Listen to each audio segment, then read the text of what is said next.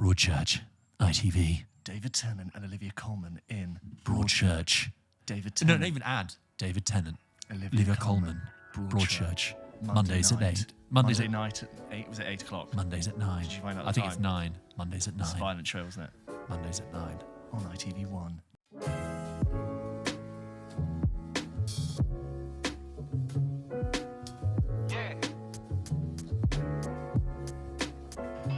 I have a question for you. Do you think Tom Cruise has a mobile phone? It's a really good question, and it's not clear because he does need one, but he doesn't need one because he's Tom Cruise. That's what I'm thinking. He is so famous that he doesn't need one. I think he has a person who is his mobile phone. Who holds a phone Holds a on phone, his behalf. does all of the messaging and everything, but Tom Cruise does not burden himself with scrolling on TikTok or whatever.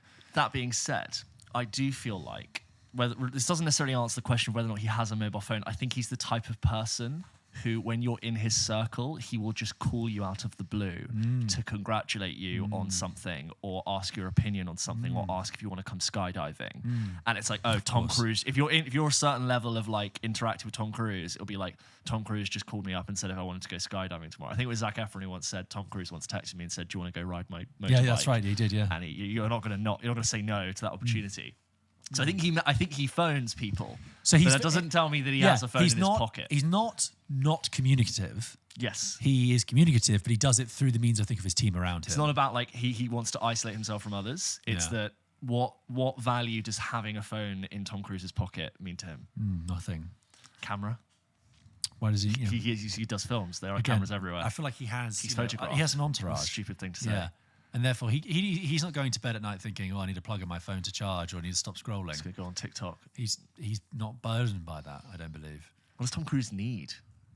What's Tom Cruise doing when... What's he doing? At the end of a day, when he's finished filming or he's between films and he just sits on his sofa, do you watch his films? No, I think he probably comes back, has a very healthy diet, bathes, probably does a nice bath. Yeah, he's still like doing maybe his system. he probably has some. Maybe he doesn't sit and relax. He prepares. Reads it's the all script. work. Reads the script. Yeah.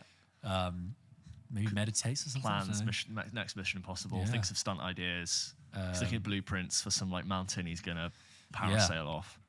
And then I think he goes Doesn't to bed, stop. and then he probably, you know what he, because Bed by 10? he's not. No, he's going to bed at 8 o'clock at night. He's think waking, 8? He's waking up at 5 o'clock 8 in the is morning. late. Yes, because he's such, you can tell he's just an early rising person. Yeah. He'll be up. I'm literally woken up. Yeah. Goes for a run, does exercises, has his... You think he runs in the morning? He jumps out of a plane. That's his alarm He clock. wakes up on the plane. His Yeah. alarm clock is just like in tandem with someone. No, he's not in tandem, he jumps himself. But I think that's true. I think That scene in Mission Impossible where like the camera jumps out the thing first and then he runs. That's just him. That's how he wakes him up at every day. 5:15. At 5:05. Oh God, Finkel. just a thought, these mysterious movie stars, how they I operate. won't know. It's like, has anyone seen Tom Cruise holding a phone? And I'm not talking like at a premiere where he's like, hey, come take it. No, I mean like when that paparazzi finds him on the street. Is he looking for maps on his phone? He's the kind of guy who looks at the map before he leaves the house. He knows the way. He knows the way. He knows the way. As if Tom Cruise doesn't know the way. Of course he knows the way. He is the way. He is the way. Sounds like we've really signed up to the cult of Tom Cruise here, by the way. Really does He sound is like the way. he's amazing. He wakes Yeah. up and he's just jumping out of planes. It's like when Seth Rogen was like, I was scared Tom Cruise was going to give me the talk about Scientology because I don't think I'd be able to resist Tom Cruise telling me about Scientology. Like, if they got Tom Cruise, you think they can't get me? You would, though. Yeah. Like, I just want to tell you a few things about Scientology, and there's some literature I want you to read. And if he presented the idea, what are you going to do? Say no to 10 Tom? grand and you'll join in. I'd go to a meeting. Tom, you know Go- what, Tom? Oh, Tom Cruise invites you to a Scientology meeting, you go. Is there food? Yeah. I don't know. I'm just assuming. What food are they serving? That's my question to him. Have you seen the Tom Segura bit about like the school trying to get all the parents in to talk about COVID safety? And he was like, nope, not going. And they were like, there'll be free food. And he was like, damn it. So that's how they got all the dads to go. Welcome to episode 172 of Pulp Kitchen. If you haven't caught up with last week's episode about Mickey 17, please go do that because that movie is out now. And Do if you have any imagery of Tom Cruise holding a phone outside of like a professional obligation? I believe that at the thing, his assistant would have handed him a Do you phone. think he has a flip phone? Like an old flip phone, just an old like analog. That's what he likes. Yeah, sort of Indestructible. noughties era flip phone. And he and he Razr. uses his team around him like apps. So he'll have his camera guy, his messaging guy, his email guy, yeah, his FaceTime guy. He's just got all of his people are his apps. yeah. And in the morning, The filter guy's his makeup artist. Who knows? check out this week's episode of Double Take, which was a bit different because we are recording these ahead of time. So we did a little trip down memory lane. I tasked James with trying to remember what films he and I saw together at the cinema before we did Pulp Kitchen. It's actually a small number of films, actually. Yeah, it was actually, and 6 years between 2015 and 2021, what films did we see together at the cinema? Because we see films together all the time. Some real good nuggets of gold in there. Yes, absolutely. Trip down memory lane. So I hope you enjoy that. And if you haven't caught up with last week's chat about Incendies, the Denis Villeneuve film as well, a little bonus we did, do that as well. As I said, we are recording this ahead of time, so this episode is going to be a little bit different. James and I have been talking offline about various things recently, various films. We were chatting about the recent Bridget Jones sequel, which we both really enjoyed. A very good sequel, a very good comedy sequel. And it got us thinking about what are some of the best comedy sequels. So that's what today's episode is going to be, a loose discussion about comedy sequels in some capacity. A tricky genre. Comedies in general, I'd say, having a hard time in the box office, the movie sphere, I think. I'll get onto this later about a comedy I rewatched recently, but now when I watch comedies from 20 or so years ago, I'm really like seeking to find what was it about these types of comedies that work for me and what feels weird now. Is it time has moved on? But if I go back and watch it now, am I enjoying it? Yes, and why? I'm aware. I'm definitely in my own head when it comes to comedies and the rom-com in particular. I also feel like we were really inundated with comedy sequels in the last decade. They've kind of tapered off a bit now. I mean, I know we just said Bridget Jones that side, but it's like the last decade, which we'll get onto. We were kind of hit with a few that you like. They're bringing back franchises, like Dumb and Dumber 2, for example. Whoa, just. What? Like Beetlejuice. Oh, Beetlejuice! My goodness, that counts. Sure, if you and say. Did very well. Like, yeah, I guess. If you say so. Should Bad Boys a comedy? Bad Boys counts. Well, it's a comedy now. Was it a comedy at first? I think it's become always a comedy. It was always funny. Really, even Bad Boys 1. I can't remember Bad Boys 1. I remember Bad Boys 2. That was always fun. I found that hilarious when I watched it years ago. So let's start then. So James, what's on your list then? I think that one of the best comedy sequels of all time is 22 Jump Street.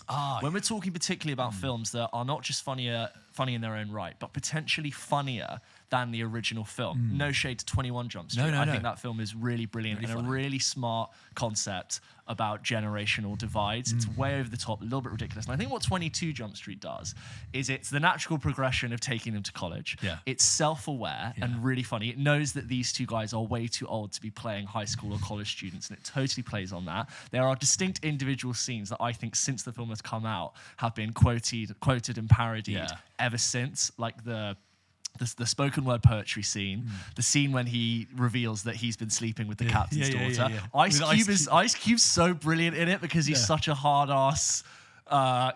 Station got. There's also something ironic about like the fuck the police, but he's like the head of the police thing. That's kind of funny. And I just think it's really good. I think I've only seen it once, but I remember having such a good time at the cinema when I saw it. It's way over the top, but it doesn't take away from the fact that it's still funny and worth watching. And I'm talking specifically about comedy sequels. Yes. It's right at the top for me. Yeah. I agree. Like you, I've only seen it once. Peter Stormare in there, who's an actor I love, just singing things. Yeah. And I, my name is Jeff stuff, and just the chat. A great opening, a really fun and action packed. The action works. I really feel like I need to rewatch that. I feel like I know 21 Jump Street quite well. Yeah. With friend of the show, Dave Franco. Friend of the show. I was a friend of the show. He said hi to me after I spoke to him once. He's now a friend of the show. Lovely guy. Dave Franco's lovely. Yeah, he was terrific. Really sweet. But that's such a good call. I have something similar. I not only think that Anchorman 2 is one of the best comedy sequels of all time, I think you could argue that it is one of the best sequels of all time. That's hot. That is a hot take. That's hot. The reason I say it's one of the best sequels of all time is that it's about its relationship to the first one, okay? Anchorman 2 actually does everything the first one does, but bigger, better, and bigger. Bigger, better, and bolder. It manages to have a bigger budget, a bigger scale, but is still incredibly anarchic, incredibly quotable and riffing, and has that energy that it's like been improvised. I realized recently about this flip where I realized I think I prefer Anchorman 2 to Anchorman 1 because I quote Anchorman 2 much more. Both the bloopers and the actual It's film. like the bloopers as well, are almost like as big as the film itself, aren't they? And it's just nailing that Ron Burgundy delivery with every single moment. I think it's up there. And I think the Anchorman 2 fight scene is funnier than the first fight scene. I love the first one. But in terms of like how you return to the original franchise, the original idea, and just go, we're just going to turn everything up to 11. Yeah. It's New York City. Everything's going to be bigger. I was thinking recently about is this bat? It's chicken of the cave. That's what they call it. You know, when Champ's running the restaurant, it's all tendon. It's like there's a quality to the comedy, the successful comedy in itself, Yeah. which always feels like it was lightning in a bottle. Yeah, like yeah. moment in time, the right people at the right time, the right chemistry, the right, sentiment, the release window. Yeah. And so to try and redo that with the same cast, and Anchorman was it's a really strange, it's not normal. Yeah, no, it's peculiar, and it's especially when it came out, it was its own thing. Yes. Yeah. And so to try and do that again and do it well and have it still work is really good. Also, there's a joy in the first Anchorman is watching like relatively new talent, At the Steve time. Carell, Yeah. come see to a new audience, go wow. Yeah. But then see him now at the kind of height of his And career. Paul Rudd. Yeah, Paul Rudd. Don't get me Paul wrong, Rudd they're all wasn't great. But like, I feel like we knew Paul Rudd a bit better. But then to see them at the height of their career coming in for the second one. Also, like, I'm not saying.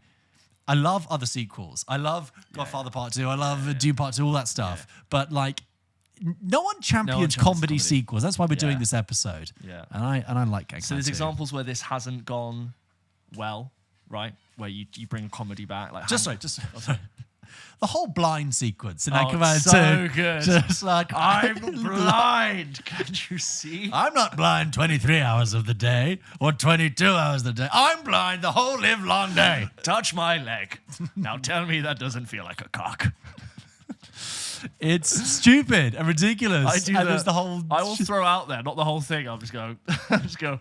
Now I know what it feels like for the poor villagers of Pompeii. I don't finish it, but I'll just say that. And I'm always hoping somebody goes, yes. There's a bit Instead where of hot lava, it's rivers of hot, frothy ejaculate. there's a bit where like Greg Kinnear plays like a child psychologist. He's come to talk to Ron's son, and he's being really earnest. And Ron Burgundy just goes, I'm about this close to shooting a flare gun at your dick. Just. And also, that's the one with the.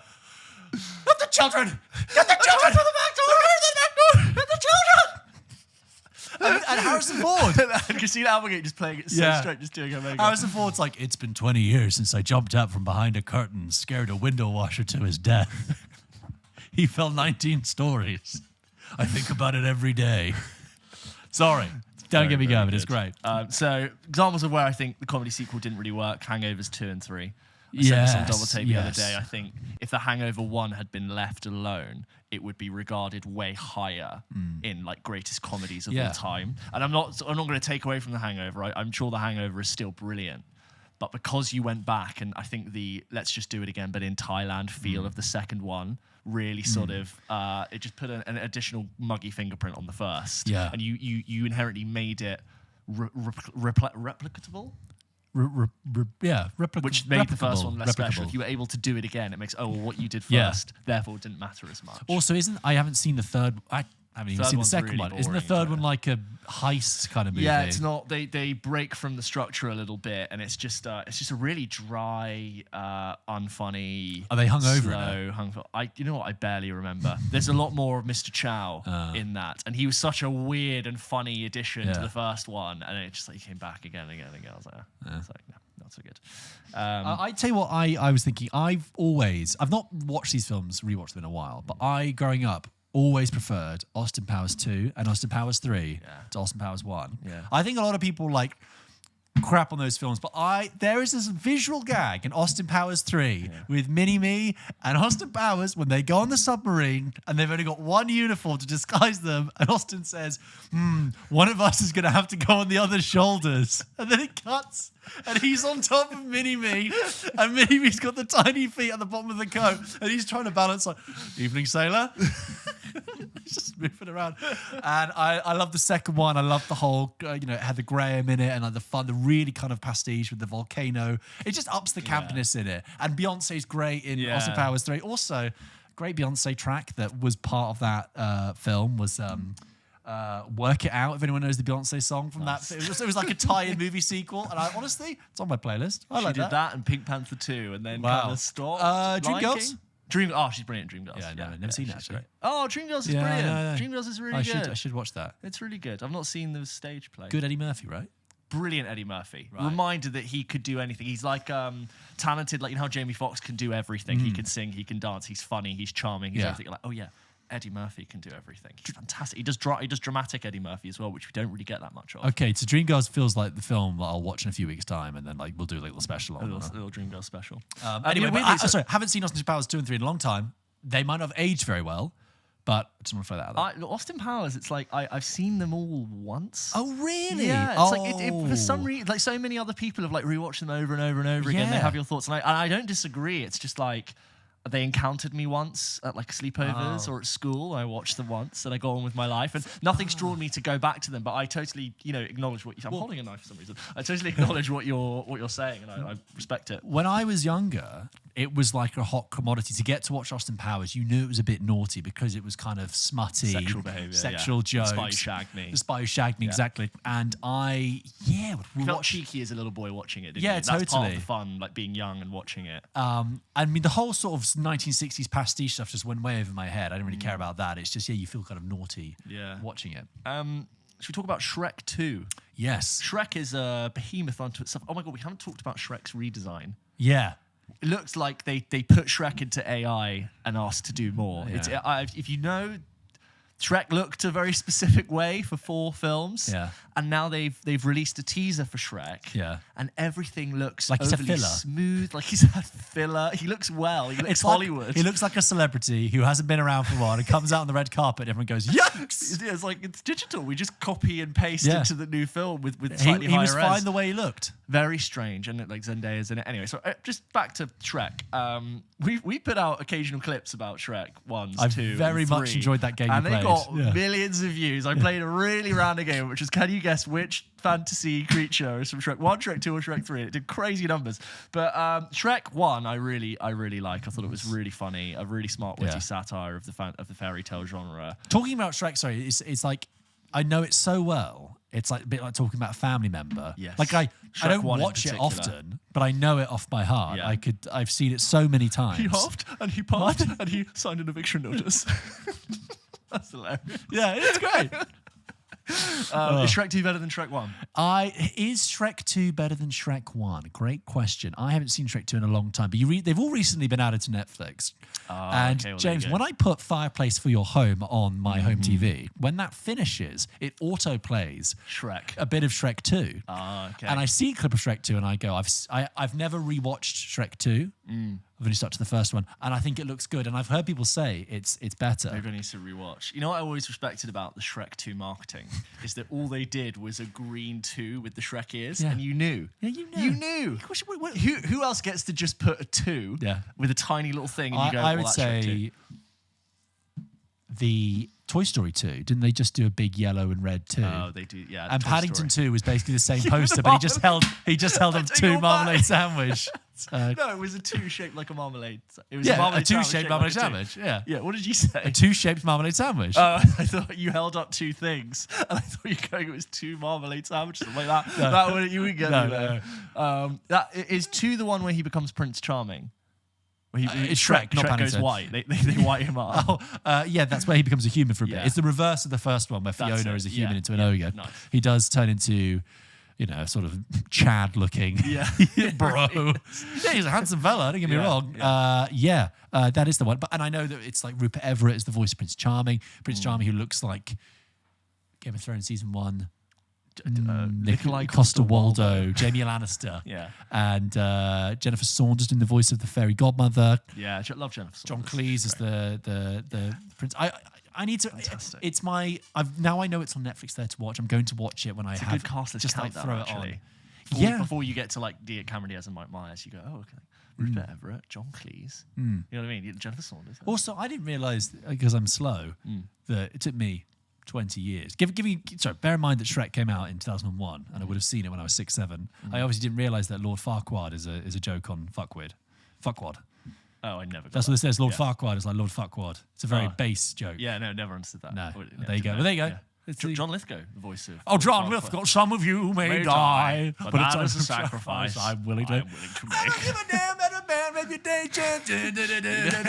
You know the guy who was reading across John Lithgow for his lines wasn't an actor. He was just someone reading John Lithgow's lines back to him, and he did such a good job with the gingerbread man that they hired him to be the gingerbread man. It's like, you're a monster. I remember the day. Do you know the Muffin Man? Just last thing with Shrek, when we played that Shrek 1, 2, or 3 game, you were very shocked because you were like, George hasn't seen Shrek in years, but Anna had just watched it the night before. We'd flown back from Florida and had to record. And I remember because she was watching next to me, and I was watching it without headphones, but I understood everything. I knew the word and everything. Brain, yeah. I was like, yeah. And this is the bit with the dragon. Yeah. It's like watching our agent. Oh, merry man! It's such a random. Tan. Hey, sells to the rich and gives to the needy. It's like also, watching our agent Dylan do you think do Twilight?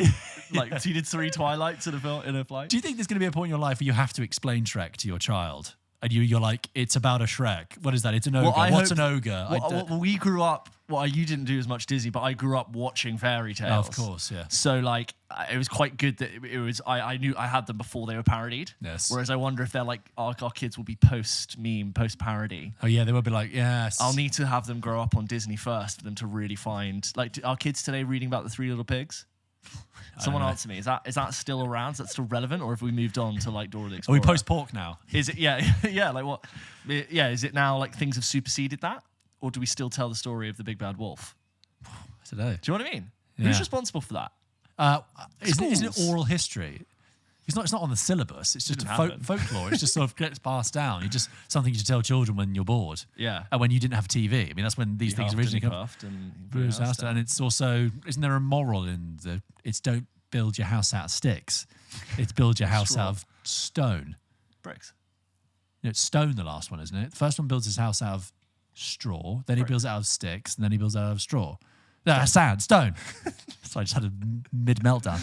He builds his house out of stone, the last one. Stone, bricks, same thing. Well, I mean... Architect. Here we go. Do you want to get into the building material? I mean, it's not quite. No. But sure. Process brick. I mean, process stone, maybe. Yeah. Anyway, that's why we like talking about these things. I think there's a film that you and I have never talked about in the entire history of Pulp Kitchen. Harold and Kumar. Have you ever seen them? I saw one of them. Harold and Kumar go to White Castle. That's the first one. On a sleepover once. But you've talked about a very funny scene in the Guantanamo Bay one. Yes. So on to sequels. I think Guantanamo Bay is better than White Castle. I don't rate Harold and Kumar 3, which I think I came and went. But 2's funny. I've not seen them in a really long time. And I think maybe I've grown up a bit. Yes. It was... stoner bro comedy, but there are some really funny jokes relating to like American security, FBI being very racist. In particular, the scene with Ed Helms when they are interrogating Harold and Kumar's parents. One of them has Asian parents and the other has Middle Eastern parents, and they sit them down, and the parents haven't spoken yet. And he's Rob Corddry, who's so funny as the FBI director, starts speaking to them. He goes, "You tell them, I want to know where their sons are." And Ed Helms goes, "Nani haturi," and he speaks gibberish Korean, and the Korean parents look at each other and go, "Look, we have been American citizens for 25 years, and we find this very, very offensive." And then Helms just goes, "I have no idea what they're saying." Sounds like some sort of entwined intellect between Asian and Al Qaeda. Oh my god, very, very funny. So funny. Do you think as someone who's not seen them, do you think I would? I'd say the time has come and gone, but at the time, yes, I thought Harold and Kumar. I like John Cho as an actor. Fantastic. Yeah, he's done some more serious. They've both done. Because Kumar went off and worked for the government. I think he went off and he quit acting for a while. God, I think you're right. He went in the Obama years. He went off and worked. His name again? Cal Penn, not Hal Penn. Cal Penn. Cal Penn. He was also in House.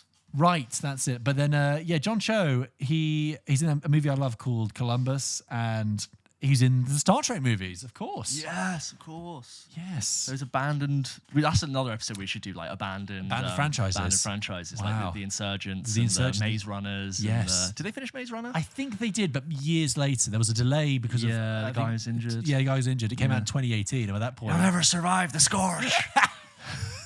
So niche. So niche. A recent comedy sequel, I think you could just talk about it as a sequel, but a recent comedy sequel that I think is better than the original, and a lot of people disagree. Mm-hmm. I really stand by that Glass Onion is better than Knives Out. I think agree with you. Thank you. And not everybody thinks that. A lot of people didn't like it, which really surprised me. I saw it at the cinema and I had an absolute blast. And that's why I think people didn't like it, because unlike Knives Out, Glass Onion was a Netflix film with a very limited cinematic release. I, like you, saw it at the cinema, everyone in the cinema having a great time. And a lot of people I know who watched Glass Onion watched it over the Christmas holidays with too many people in the room, family, not concentrating, chatting. And they all came away and said, yeah, it's okay. I think it's smarter than the first one. I think it's funnier. I think it's got a better story. I think it's gorgeous to look at. I think the cast is better. It looks fun and interesting. Yeah. And I think, it's just funnier. And I think also just the narrative is just more interesting. The mystery of it is better.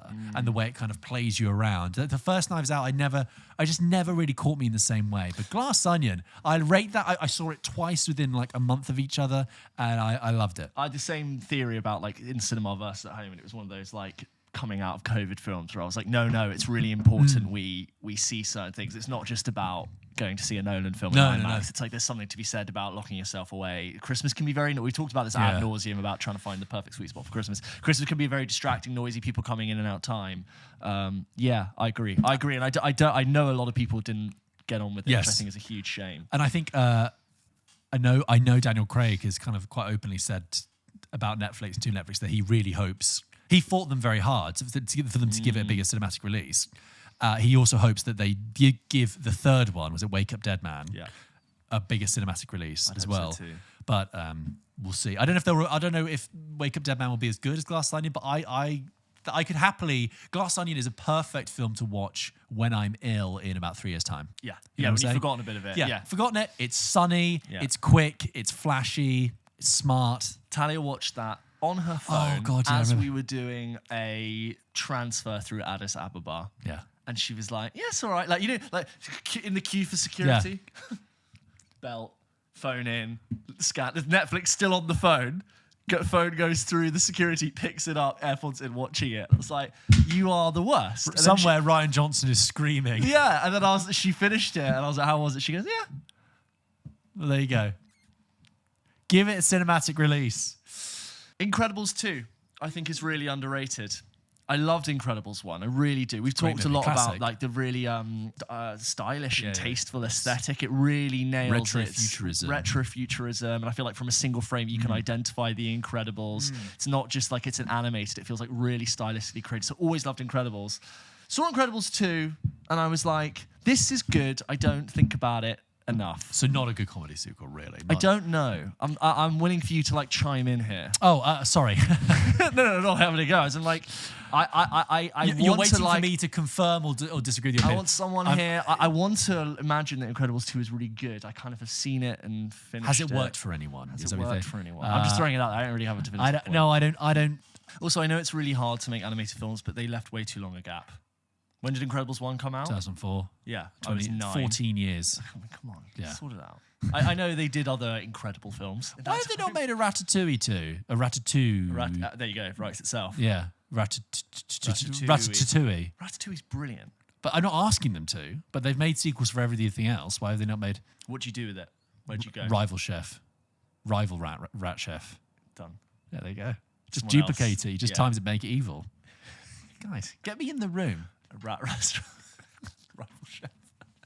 Is Anton Ego in it? Is he like recovering? Is his career in tatters? No, he's dead because Peter O'Toole's dead. So he's dead. It's TikTok influencers. Yeah, TikTok influencers like come with me to the Rat Run restaurant. To Cluzo's restaurant, where the chefs literally have a rat on their head. They have to make Dubai chocolate to stay relevant. Dubai chocolate. You know the Dubai chocolate with the pistachio kanafa inside. It's all over TikTok. I think you said that. Chocolate. Sometimes you. This is what I love when you say it's all over TikTok. Don't know, James. It's all over your TikTok. Yeah. My TikTok. Everyone's TikTok looks very different. You're not looking at chocolates. You're looking at cement types and Titanic recreations. The latter is so true. Anyway, another sequel, kind of on the edge of comedy. The Lion King 2 is so much better than people give it credit for. It's really good. Straight to video in the 90s. And you watch your mouth. We're saying your straight to video stuff because it is really, really good. The music is still incredible. And if Barry Jenkins and John Favreau know what's good for them, they will be drawing some weird faces onto some overly realistic lines for the next film. Barry Jenkins, man. Yeah. Barry Jenkins made that movie. We saw that film. It came. It came and it went. I interviewed Barry Jenkins. I looked him in the eye. Go and check out. I said to him, "Why'd you make this movie?" Basically, and he gave me a nice answer. But 2 months later, I don't know why he made that movie. I don't think the film was bad.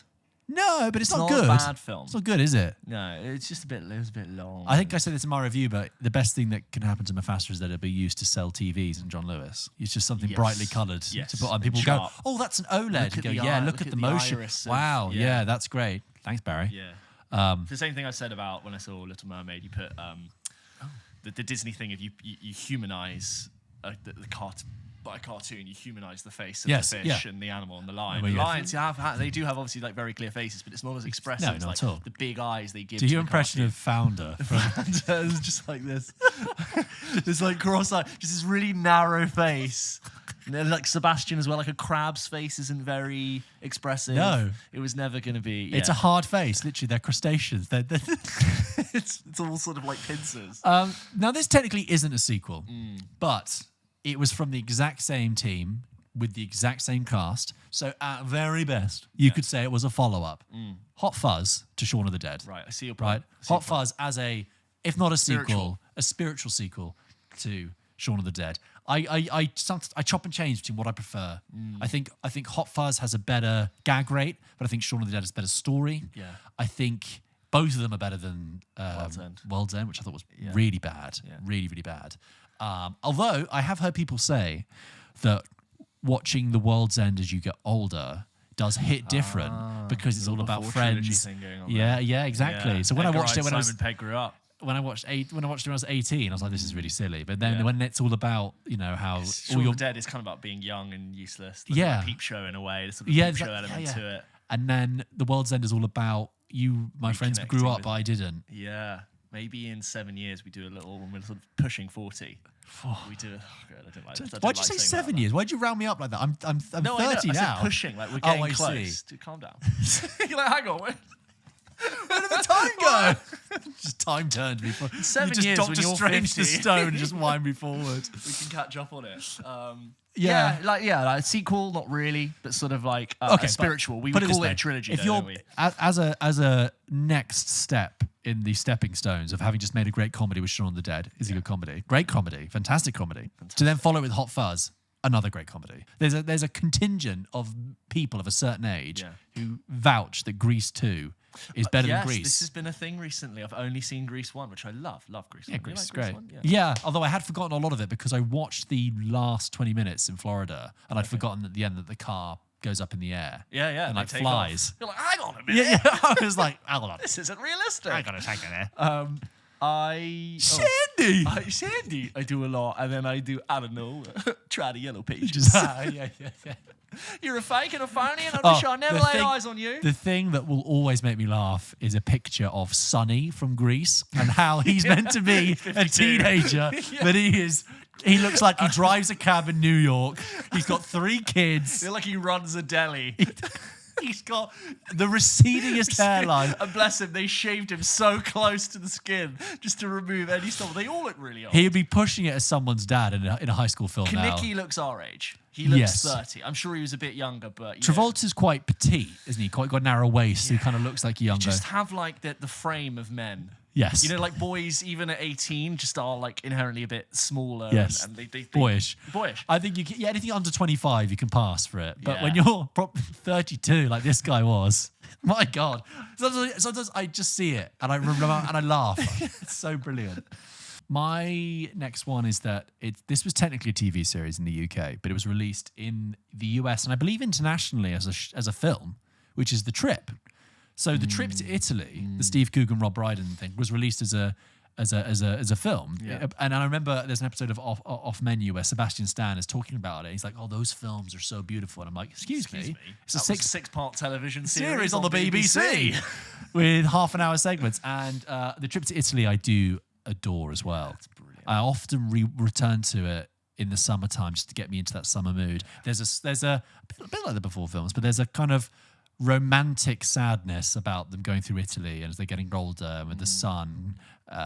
I love that. And it's very funny. contrasty. That's the one where I will not bury another Batman. Yeah, especially if you like films and culture and actors. Like, there's so much, especially for people like us, to really like. They'll reference so many things that we know, and you feel really a part of their culture and their world. And I think that's why it's really working. I think what sums up is, well, there's a bit where Rob and Brian and Steve Coogan they're sat on this beautiful balcony. I think it's in Positano as the sun's going down, and they do an impression of Michael Caine and Roger Moore at Michael Winner's funeral. So it's sad, but they're doing this. But the impression is really funny, and I just love that. And they talk about James Bond's whose Bond was there, so they're Roger Moore fans, whereas his son's Daniel Craig. And they talk about that generational thing. It does feel like you're overhearing your dad and your uncle have a conversation about cinema. It feels really authentic. They are really good. I think I've rewatched seasons 1 and 2, but not Greece. Yeah, I don't return to Greece and Spain. No. Spain was not great. Greece is better, but 1 and 2, I just think I don't know what it was. When it moved to Sky, it lost something. Yeah. In the BBC. Also, the first one it works because it's like at home in England, and then the other one is abroad. And that's it. When they just kept doing abroad again. Before they got so big, I really loved discovering The Trip season 1 and being like, what is this? This is so interesting. It's them, but it's not novelty, them. And I get it. And I remember just completely falling in love with it. And it was like, I didn't know many people who knew it. I was like, there's this thing called The Trip. You need to see it. What is it? It's really hard to define, but it's fantastic. You should watch it. And then by the 4th series, they're like actually having like plot in it. It got very plotty. And I'm like, no. Ending, was that Greece, the 4th one? Yeah. And the ending of Greece was ridiculous. Like, you've totally lost me. I'm just, this is not what I want from this. Yeah. I want just minor little travel logs. Like really early on in the podcast. Probably. There's also loads of bad comedy sequels, Zoolander 2 and like Dumb and Dumber 2, like I said, and just sort of Bad Santa 2. They just trotted them. I've seen a Bad Santa. Exactly. So neither have I. But I just know Should we have? No. You're like, neither have I. My God, don't tell them. Cut it out. But it's nice when not only a sequel works, when a good comedy sequel works. Look, Anchorman 2 is one of the best sequels of all time. I maybe went in a bit strong with that take. Keep it there. But you know what I mean, guys. Anyway, that was just an interesting discussion. If you think there are any great... actually, you know what we'll say? Ace Ventura 2... Oh, yeah. I need to rewatch I like them. Ace Ventura 1. Back to back. Both of them are dated in many, many ways. Yes. But in the context of its era, you just go back and, you put your little hat on, you go, okay.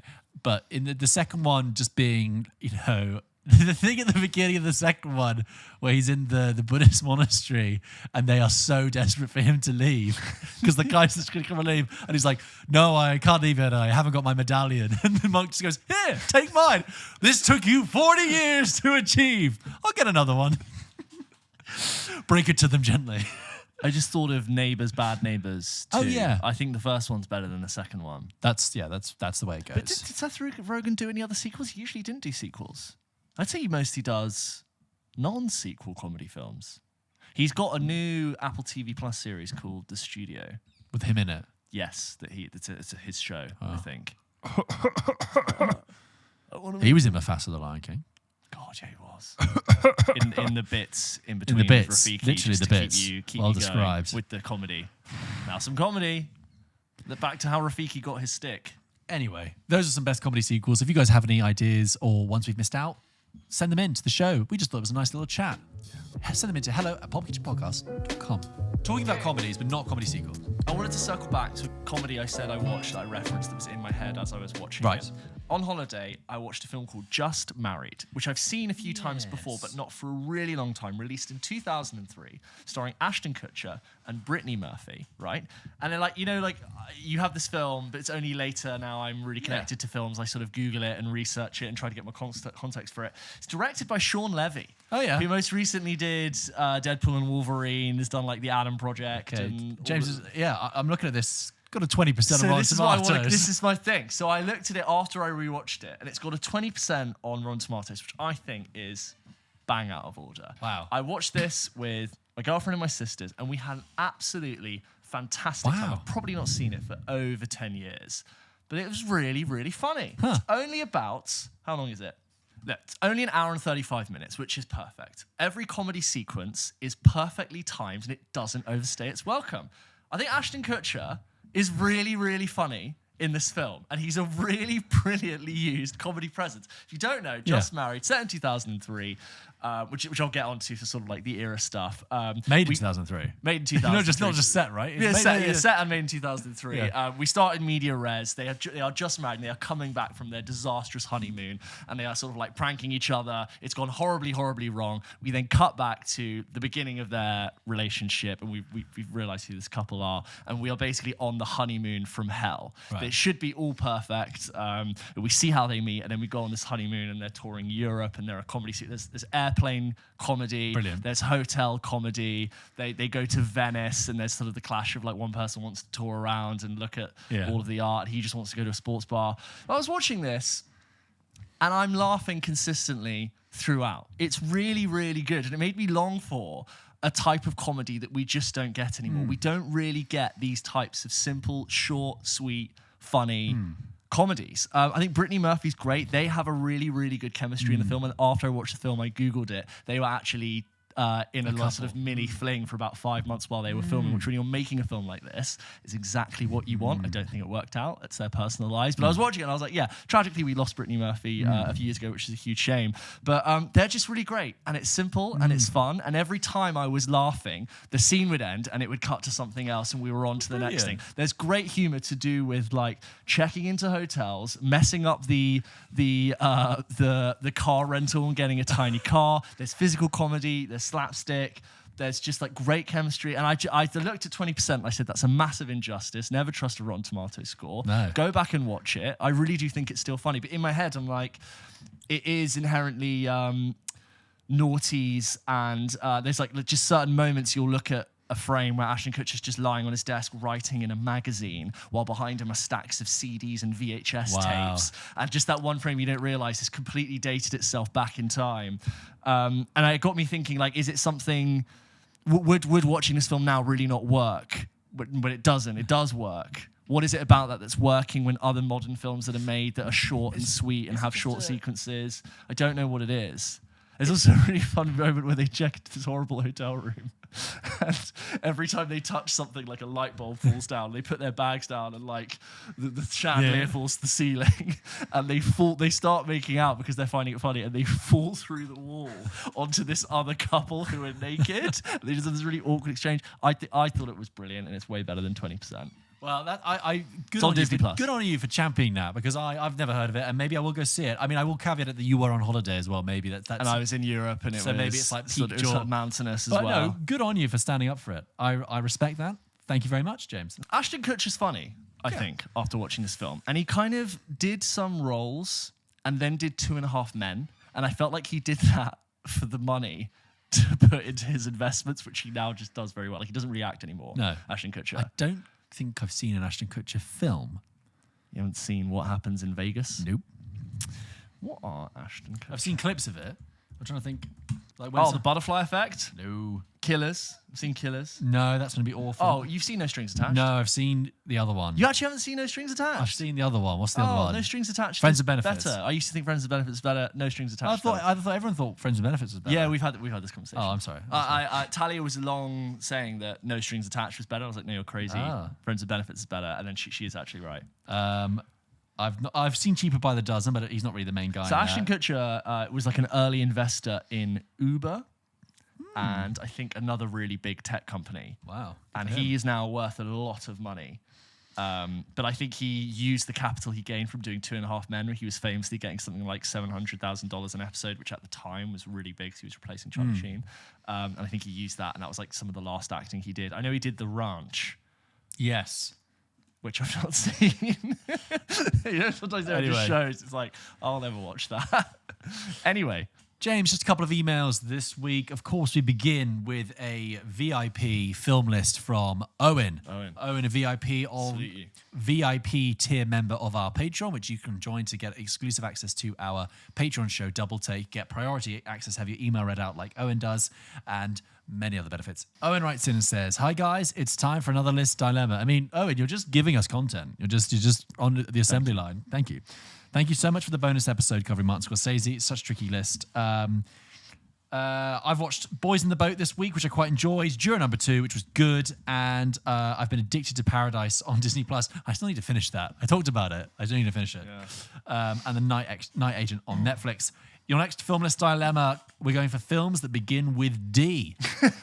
Why Okay, not? Why not? Let's do it. Rearrange, add in, or take out to improve the list. Look, I'm not going to go through the alphabet and choose other films beginning with D, but of the 5 films we have here, at number 5, Dunkirk, at number 4, Deadpool, at number 3, Dark Knight, at number 2, Deepwater Horizon, and number 1, Detroit. I like that you're championing Detroit there. I think that's a really Yeah, great film. number 1. I think that's an underrated film. Yes. Not totally. given enough time for it. So I would rank that. I would go 1, Dunkirk, 2, I'm actually going to say Deepwater Horizon because I've seen it more times. I think I'll say You 3. think Deepwater Horizon is better than than Detroit. Detroit, Dark Knight, and Detroit and Dark Knight? No. I'm not Let me going to rephrase that. Let me rephrase stop that. you there. Sorry, I wasn't reading it properly. That'll be George's list. Number 1, Dunkirk. I think we can agree, James, that Dunkirk's number 1, would you say? I'm going to say Dunkirk for number 1. I don't rate The Dark Knight as highly as other people. I like it. It's good. I think The Batman might be better for me. I think Dark Knight is more impactful to cinema, but Dunkirk's a better film. That's what I'm going with. So I'm going to put Dunkirk. Okay, for me, I'm going to put Dunkirk 1. I'll go Dunkirk 1. I'll say Dunkirk 1. I will say... I'll go Dark Knight for 2. And then I'll go Detroit. Thing is, I want to put Deepwater Horizon at 2 because I champion it. It's a film The Dark I think Knight- you're using the championing with like quality. I agree with you. I think Deepwater Horizon's a great, solid film. But if I'm like, I'm going to sit down and watch a movie. Okay, so That's different. It's a different question. Dunkirk, Dark Knight, Detroit, Deepwater Horizon, Deadpool. No shade against Deadpool. It's fine. It's good. It's a funny Solid film. Deadpool 2, not a bad comedy. I thought Deadpool 2 was quite a good comedy sequel. If you want to call them comedies, it was all right. Yeah, I rewatched it on a plane recently. Yeah. And it was like, yeah, Are you in the same agreement with me there? kind of, yeah. I'll use it. Dunkirk, Dark Knight, Detroit, Deepwater, Deadpool.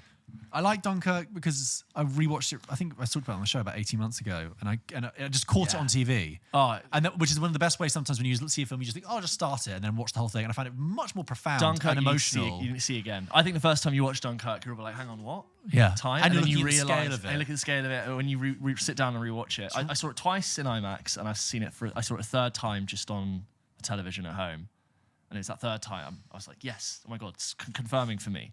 This is a really special. Yeah, I think so too. film. Really emotional, really special, and What's wrong with Die Hard? yeah, What about Django? well done. D June. in there. June. Have District 9. you typed in movies beginning with D? Yeah. Dallas Buyers Club. The Departed. Yeah. Drive.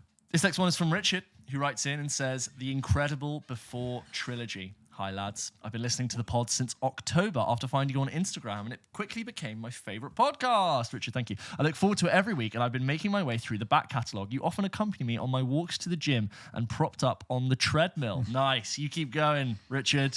Pump harder. If you're on a treadmill right now and you're listening to this, whatever speed you're on, up it by 2. Whatever incline you're on, up it by 2. I'm just gonna say, And you can only turn it down when we finish reading your email. such a bad cop. Richard, do it. Richard, I was just say, just keep going. You're doing fine. it. You get to the end of the race. Why are you making it harder for No, them? Richard, you said you're at the gym. They need to make gains. I've been trying to find a reason to email in for a while, and after getting to your episode about the Before trilogy, I saw this as my chance. Which was a special episode we did 2 years ago. And if you caught our Film Bites with Fred Asquith on Instagram recently and TikTok, he mentioned it. We talked about the trilogy for a bit, so it's nice to have an opportunity to talk about it again. George's favourite films. Yeah, man. Big time. If you haven't seen them or don't know about them, go and watch the episode, or just watch them and then watch the episode because we talk about spoilers. George's constant praise of them gave me the push to finally get round to these films that had sat on my watch list for years, and wow. I rarely dish out 5-star ratings on a first viewing, but I'm happy to admit each of these 3 films got that elusive score. Banging out 5 stars for each one. 5 Good on stars. you. I adored each of them. Before Sunrise for its perfectly authentic romance and idealized scenario. Before Sunset for the tension of the real-time plot and showcase of how times changed the characters. Before Midnight for an exploration of how their relationship with each other has actually played out over time and the hardships of it. The screenplays for each film are some of the best I've seen put to film, and Hawke and Delphi have such an incredible chemistry with each other, with each character being fully realised on their own too. I also love the endings of each film. I was worried, like James mentioned when he watched them, that making sequels would taint the endings of the others, but I was thankfully proved wrong both times. You can watch Before Sunset as a standalone film, watch that and Sunset as a lovely double bill, or watch the whole trilogy and have an incredibly rich experience either way.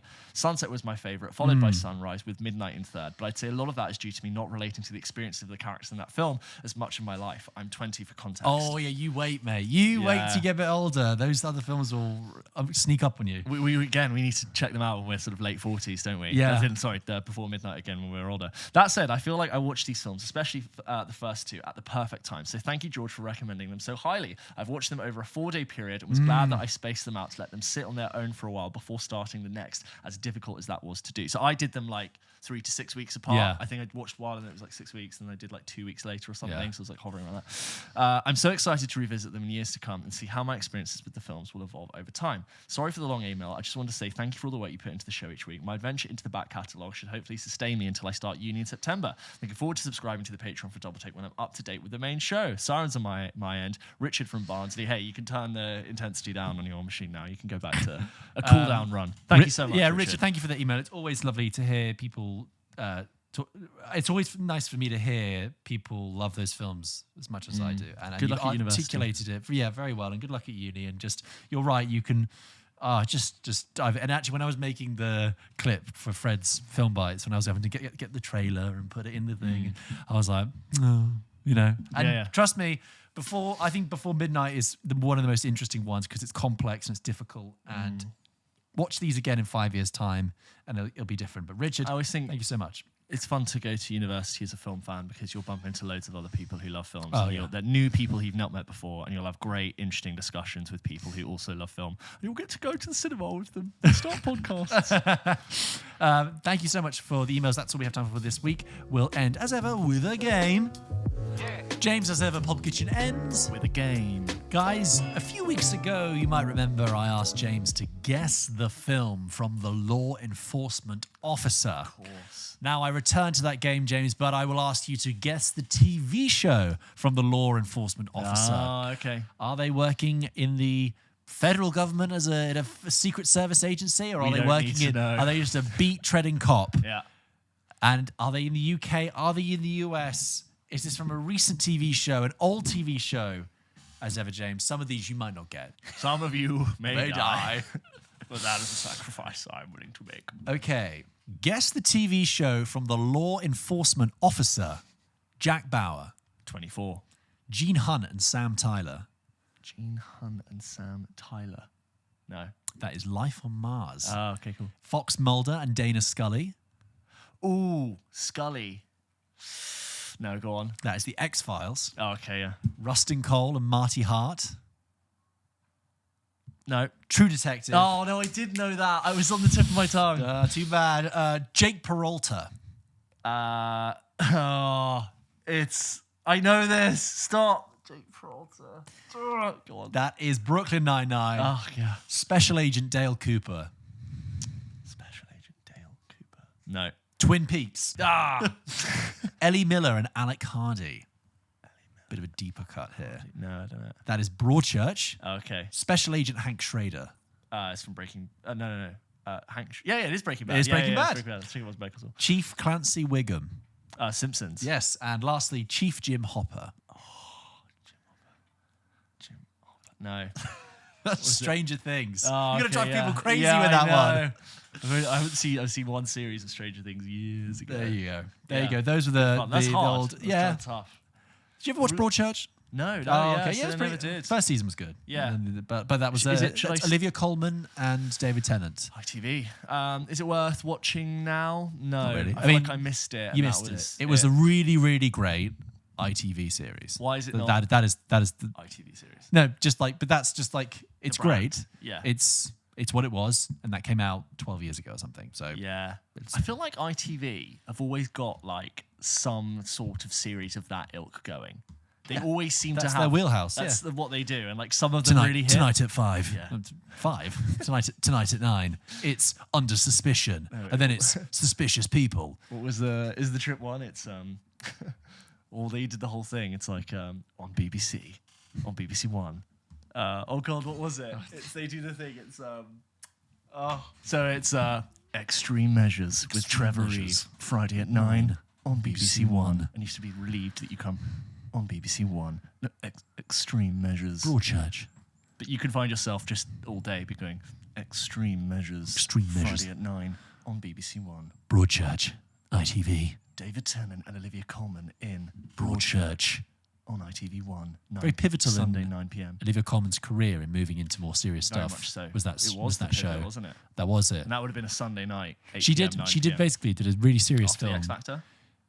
No, I think it was a weekday. Honestly, No, it must have been Sunday no. night. Usually, yeah, that's weeknight. I'm sure because then Right, you go yeah. into work the next day and you talk about it. Saturday night TV. Sunday's the same. You No, go to work on no, Monday. it's not Sunday night TV. Trust me. Pre-COVID, people would go into work and I say, will look let's up. find out if Broadchurch was a Sunday night or a weeknight. It's either Thursday or a Sunday. It was on the 4th of March, Ooh. 2013. No, go on. What date is it?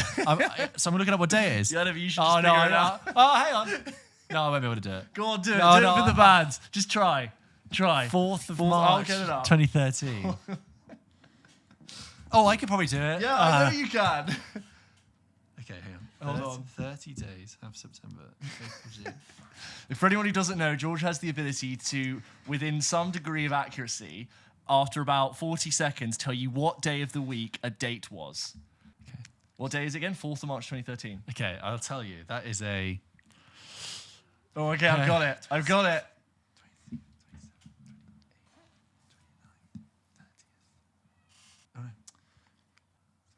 Monday. Yes!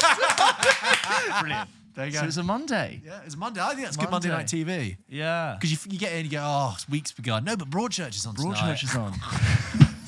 What tangent have we got when we are looking up the scheduling of ITV dramas from 12 years ago? I promise you, if you're listening, we don't normally go down this niche Olivia avenues. Colman and David Tennant in Broadchurch. I think there's a slight pause. Monday. Yeah. Olivia Colman and David Tennant in Broadchurch. Is David Tennant getting top billing?